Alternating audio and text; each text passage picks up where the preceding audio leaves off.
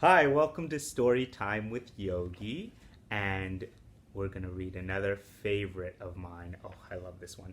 This one's called Ming Moves the Mountain, and it's by Arnold Lobel.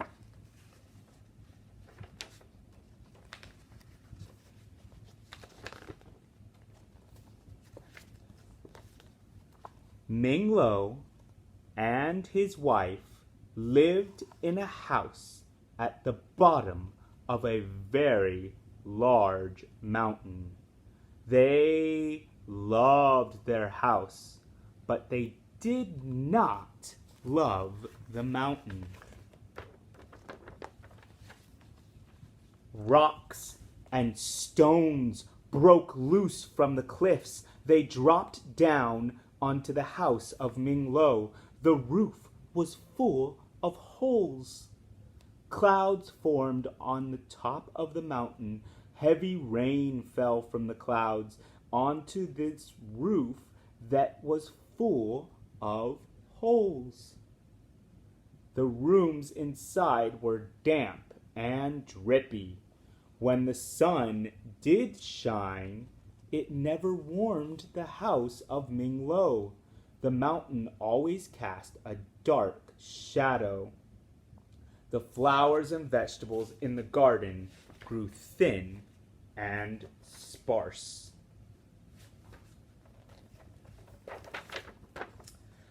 "This mountain brings us nothing but unhappiness," said the wife of Ming. "Husband, you must move the mountain so that we may enjoy our house in peace." "My dear wife," said Ming, "how can one small man such as I move a large mountain such as this?" "How should I know?" said his wife. "There is a wise man who lives in the village. Go ask him." So Ming turned and hurried to the village. When he found the wise man, he said, "I want to move the mountain that is near my house." The wise man thought for a long time. Wisps of smoke curled from his pipe. Finally he said, "Go home, Ming.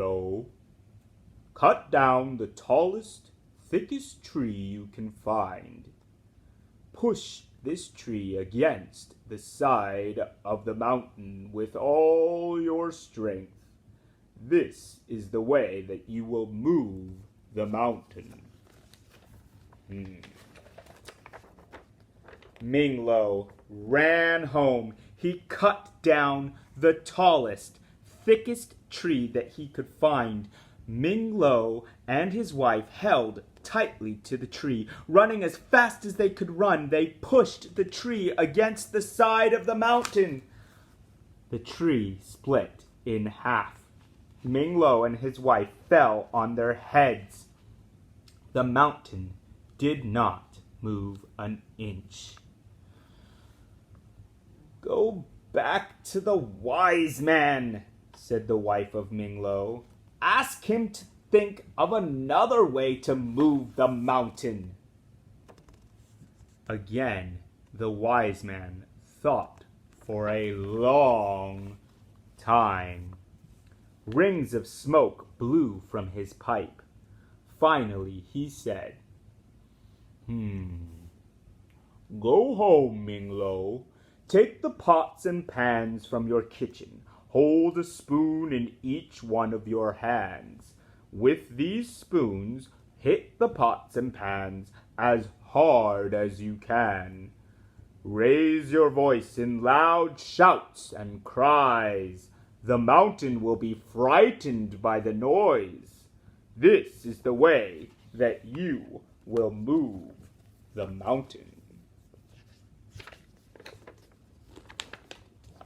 So Ming ran home. He took pots and pans from his kitchen. Ming and his wife held a spoon in each one of their 4 hands. They shouted and cried. They hit the pots and pans as hard as they could. They made a great noise. Flocks of birds flew out of the trees, but the mountain did not move at all. "Go back to the wise man," cried the wife of Ming Lo. "We must find a way to move the mountain." Ming Lo watched as the wise man thought for a very long time. Clouds of smoke billowed from his pipe. Finally, he said, "Go home, Ming Lo. Bake many cakes and loaves of bread. Bring these to the spirit who lives at the top of the mountain. The spirit is always hungry. He will be happy to receive your gifts. He will grant you your every wish. This is the way that you will move the mountain." Ming Lo ran home with his wife. He baked platters of cakes and baskets of bread. Together they began the steep climb to the top of the mountain where the spirit lived. They felt a strong wind as they struggled up the high cliffs. It whistled and howled. Soon air was filled with flying cakes and loaves of bread. There was nothing left for the spirit, and the mountain did not move. Without waiting for his wife to say a word, Ming Lo went quickly back to the wise man.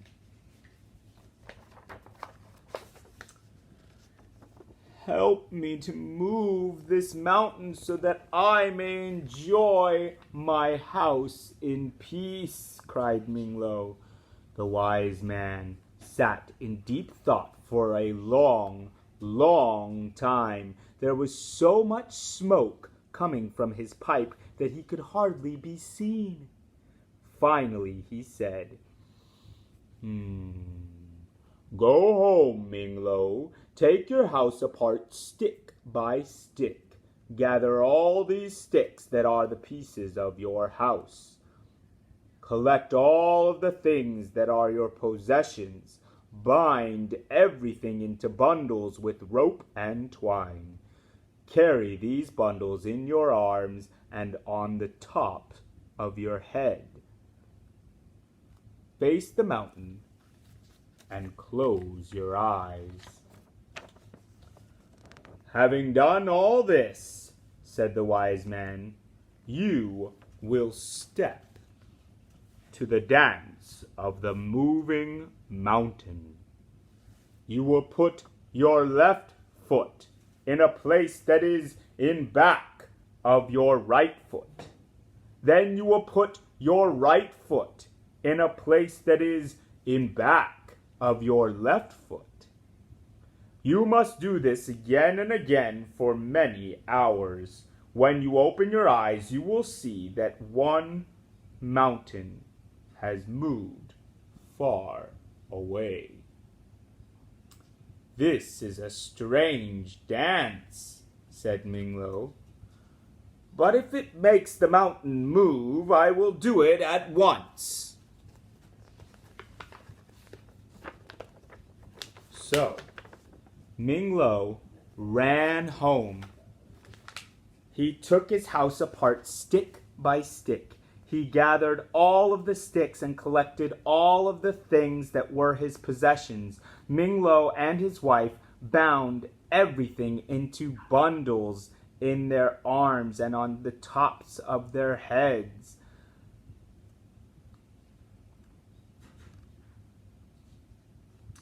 Then Ming Lo showed his wife how to do the dance of the moving mountain. They faced the mountain and closed their eyes. Carefully, they began to move their feet to the steps of the dance. They each put their left foot in a place that was behind their right foot. Then they each put their right foot in a place that was behind their left foot.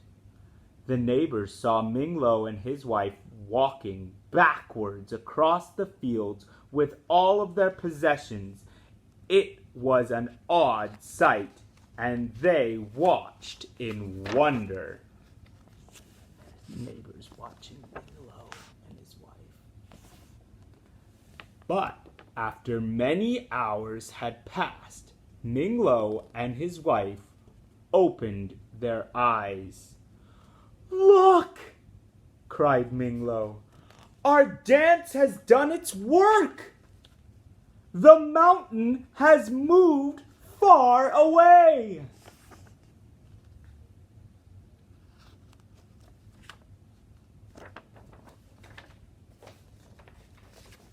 Stick by stick, they rebuilt their house. They unpacked all of their possessions and made themselves at home. Ming Lo and his wife lived the rest of their lives under an open sky and a warm sun. When rain fell, it came down gently on a roof that had no holes.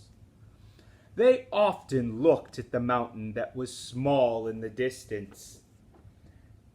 There was happiness in their hearts, for they both knew that they had made the mountain move.